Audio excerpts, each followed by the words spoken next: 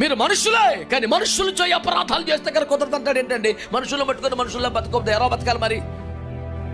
ఎలా బతకాలి?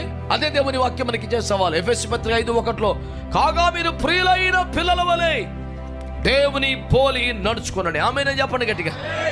ఇంక చిన్న చితక టార్గెట్ ఏం లేదు. మీరు ప్రియులైన దేవుని పిల్లల వలె ఉండాలంటే దేవుని పోలి నడుచుకోండి అంతే. దేవుడు ఎలా జీవించాడు? మహిమను వదులుకొని వచ్చాడు. దేవుడు ఎలా జీవించాడు? మనలో ఒక్కడిగా మారిపోయాడు. దేవుడు ఎలా జీవించాడు? దాసుని స్వరూపాన్ని ధరించుకోడు. దేవుడు ఎలా జీవించాడు? రిక్తునిగా మారిపోయాడు. దేవుడు ఎలా జీవించాడు? శిలువ మరణం పొందినంతగా తాను తగ్గించుకున్నాడు. ఇది కాదా మాదిరి? ₹1,00,00,000 మాట చెప్తాను, గుండెలో, పేపర్లో, నోట్స్లో, బైబిల్లో పెట్టుకో.